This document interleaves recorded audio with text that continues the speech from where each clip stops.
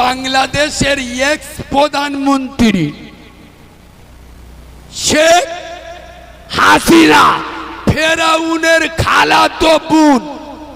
যন্ত্রটা এখন কোথায় আছে বলো দি? কোথায়? দিল্লিতে। কেন বলেন তো? শেখ হাসিনার বরনি আর আমাদের এ মালটার বউনি, দুজন আই লাভ ইউ খেলতে। আমি তো মনে মনে করছি যে এসআইআর চলতেছে, হাসিনার নামটা কি হবে? এই বাবু, এই শেখ হাসিনার এক সপ্তাহ আগে বাংলাদেশের ট্রাইব্যুনাল কোর্ট ফাঁসির রায় দিয়েছে, শুনেছেন না শোনেননি? কিন্তু আপনারা ভুলে গেছেন এই শেখ হাসিনা আজকের যে ট্রাইব্যুনাল আদালত বাংলাদেশে হাসিনার ফাঁসির রায় শুনিয়েছে, ওই আদালত খোদার কসম 2010 সালে শেখ হাসিনা নিজের হাতে ওই কোর্টটা গঠন করেছিল। কোরআনের পাখি বিশ্ববরেণ্য মুফাসসিরে কোরআন আল্লামা দেলওয়ার হোসেন সাঈদী হুজুর এবং দেশ বরেণ্য আলেমদের ফাঁসি দেওয়ার জন্য এই কোর্টটা খুলেছিল শেখ হাসিনা নিজে। আজ সেই কোর্ট তার বিরুদ্ধে ফাঁসির রায় দিয়েছে। মানে কি? আবু জেহেল নবীর জন্য কুয়া খুলেছিল, শোনেন কথা বলে না? কুয়া খুলেছে, মুস্তফা ঘুমের ঘরে উঠে নামাজ পড়তে যাবে, কুয়ায় বুঝ দিবে, মাটি চাপা দেবে। আল্লাহ বলছে জিবরিল সরে আয়, ওয়ামাকার আল্লাহ। আবু জেহেল প্ল্যান করেছে আমি আল্লাহ দেঙ্গে ছকিনা তেরে লিয়ে। আরে বাঁদরের বাচ্চা, তো দিলটা দিয়েছে কে? কথা বলে না? যে আল্লাহ দিল দেছে, ওই দিলটা যাত্রা না দিয়ে আমেনার লালকে দাও, ইহকাল চমকাবে, পরকালে আল্লাহর দয়ার জান্নাতে জায়গা পাবে। এই দেখো, আমি একটু যুবকদের বক্তা, আমি বুড়োদের বক্তা না। বুড়ো মালগুলো হলো ডেড ফেল মাল। কি জানি বলিছি বলবো? এ বাবু, কি জানি বলিছি বলবো? কথা বলে না? এই তোমাদের এদিকে ছোট 1 টাকার কয়েন চলে? চলে না। আমাদের ওদিকেও চলে না। আমাদের ওদিক গ্রাম অঞ্চল তো, যদি ছোট 1 টাকার কয়েন দেন কোনো দোকানে, চোখে আমুল ঢুকে দেবে। কোথায় চলে না? আচ্ছা, এক জায়গায় চলে, বলবো? আল্লাহর কি রে বাপ, মসজিদই চলে। এ বাবু বিশ্বাস করুন, আমি যখন বাড়ি থাকি না শুক্রবার, তা আমার মসজিদে নামাজ পড়তে গেলি আমার একটু অভ্যেস, আমি মসজিদের টাকা গুনতি আমার খুব ভাল লাগে। ক টাকা উঠেছে মসজিদের পয়সা গুনতি আমার খুব ভাল লাগে। আমি আজও পর্যন্ত বিশ্বাস করুন মসজিদের পেশাবখানা ধুই। কথা বলে না? মসজিদে পায়খানা সাফ করি। আচ্ছা, আমার ইজ্জত কমে গেছে? আমি যদি মনে মনে করি কারিমুল্লাহ জেহাদি যেখানে যায় হাজার হাজার লোক, 20,000 বাজেট, আমি পেশাব পায়খানা ধুইব? ছি ছি ছি ছি। আরে আমি যে পেশাবখানা ধুইছি দুনিয়ার শ্রেষ্ঠ পেশাবখানা, আল্লাহর ঘরের পেশাবখানা। এটা আমার মর্যাদা বেড়েছে না কমেছে? কথা বলে না? শোনে, শুক্রবার পয়সা গনে কখন সবাই চলে গেলি, ইনশাআল্লাহ প্রতি সপ্তাহে দেখবো 8-10টা ওই মাল পড়েছে। এই 1 মাস আগে আমি মসজিদে বসে আছি, খুতবা চলতেছে, আমার সামনে ওই কোটো আসতেছে, একটা যুবক ছেলে আমার দেইকে ওই দুটো ছোট মাল কট করে দিলে, আই যাইতে কিছু শালা ও চোখ নীল হয়ে গেছে। বলে কালিমুল্লাহ ভাই ওরম টাকা উনি। আরে কেন? বলে যেটা কোথায় চলে না সেটা মসজিদই চলে। আই বলি কিরাম? বলে এই তুমি ওয়াজ করো, যেটা কেউ পারে না সেটা পারে কে? আমি বলি যা শালা, মাথা বেতার মলম নে পোঁদে বেতায় ঘষে দেশ, কাজ হবে? এই বাবু, একটা বকিল লোক, বকিল গো কিপটে লোক মসজিদে বসে আস। আর ওই শুক্রবার করে আপনাদের কোটো যায় মসজিদে, একটা বকিল মাল চুপ করে বসে হয়েছে বুঝলেন। যেই কোটো আসতেছে ও আর চোখে দেখে নে যে কোটো আসতেছে, পকেটে হাত দিয়ে খুঁই দেশ, কি 2 টাকার কয়েন খুঁজতে খুঁজতে ওর পকেটে অনেকগুলো টাকা আসতো, দুটো 500 টাকার নোট পিছনতে পড়ে গেছে। এ মাল বুঝতে পারে, এ 2 টাকার কয়েন তুলে ওটোই দিয়ে দিস।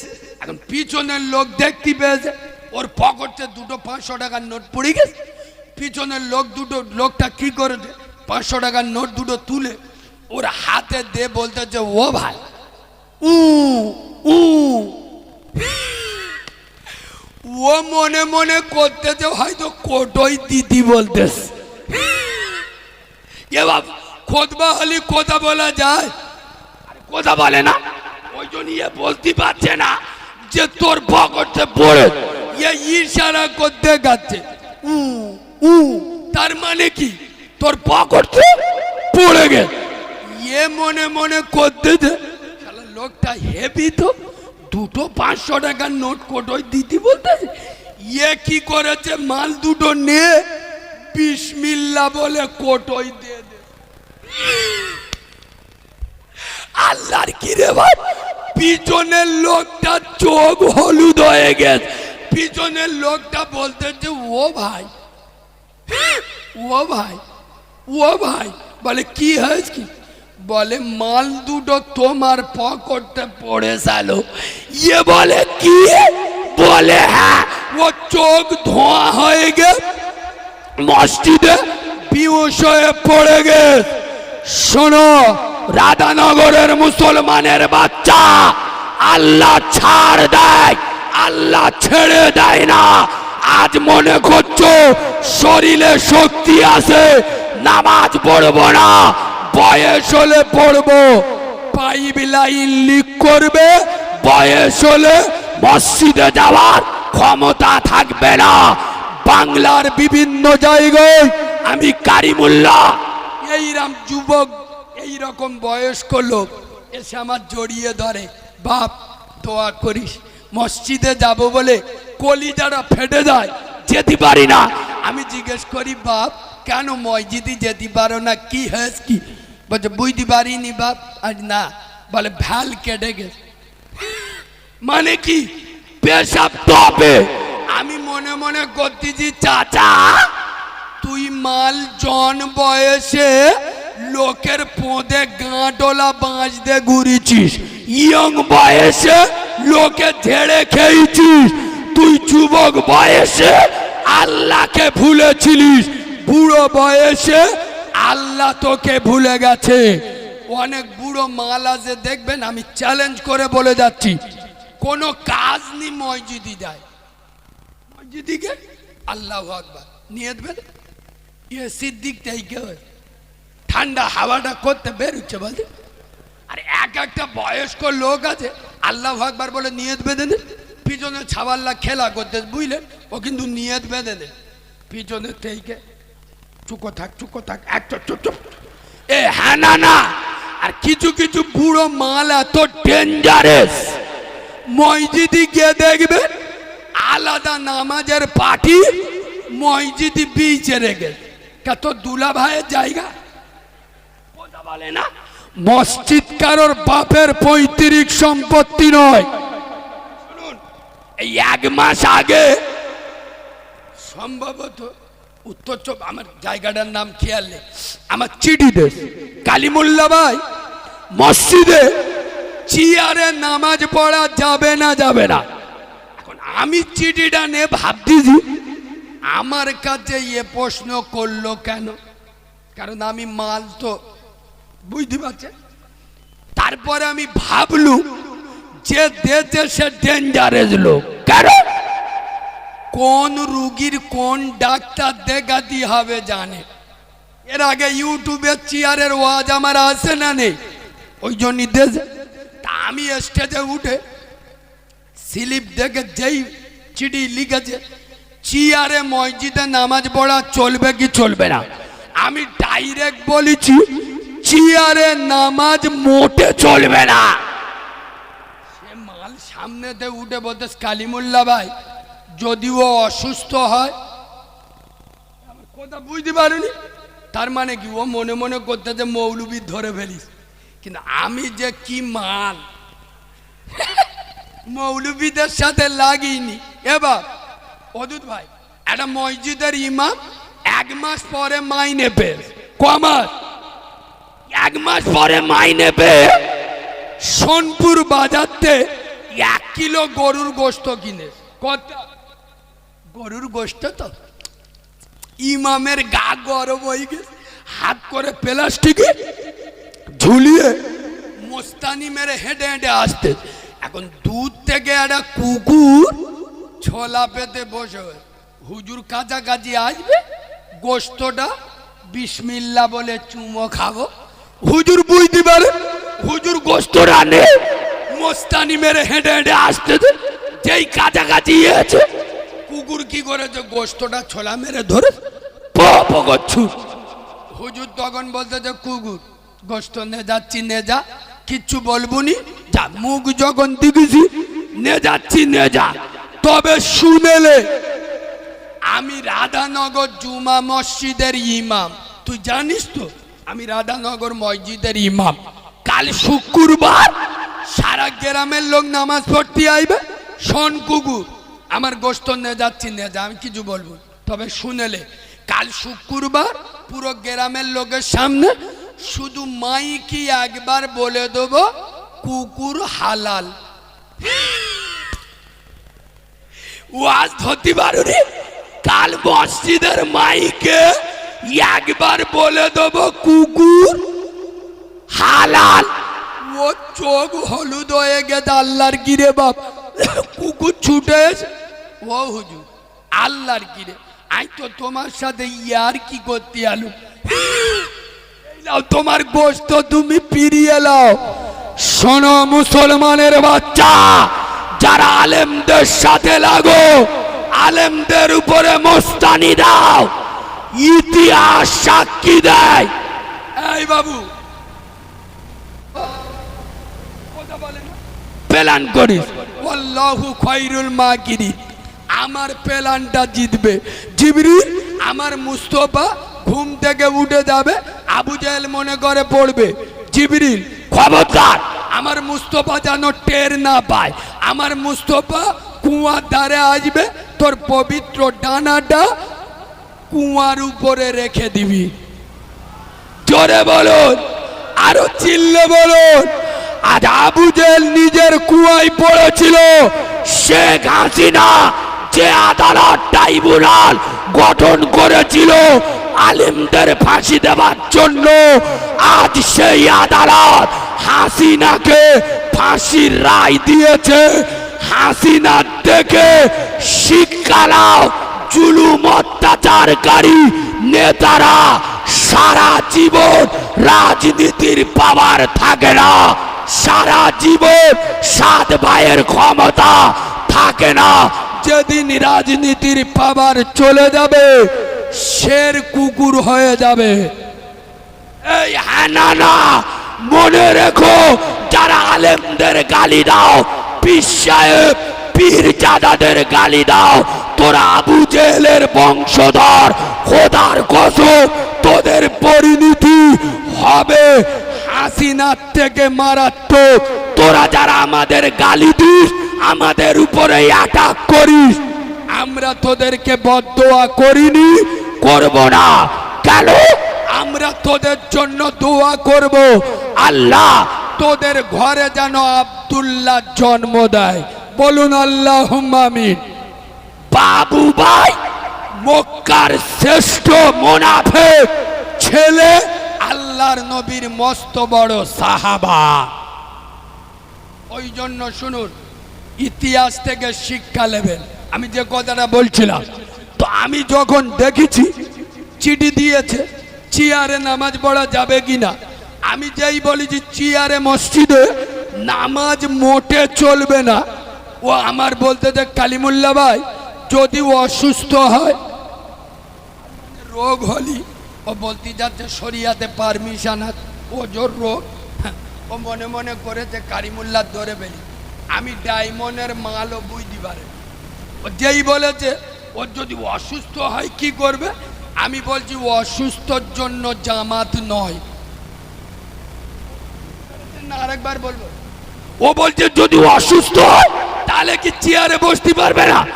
আমি তখন উত্তর দিচ্ছি ও যদি অসুস্থ হয়, অসুস্থ ব্যক্তির জন্য জামাত জামাত নয়।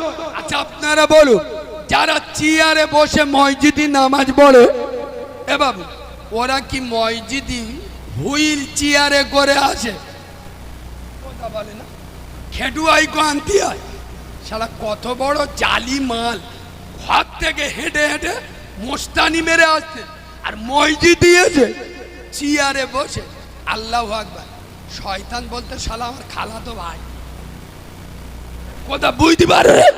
এই বাবু একটু তলিয়ে বোঝাই, শোনো, যারা সরকারি চাকরি করে এদের মেয়াদটাকে কত বছর বয়স পর্যন্ত?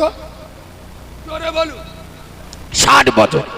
আচ্ছা সরকার কি বলে 60 বছর পরে তোরা বাড়িতে চেয়ার এনে দপ্তরে বসে ডিউটি কর? কথা বলে না।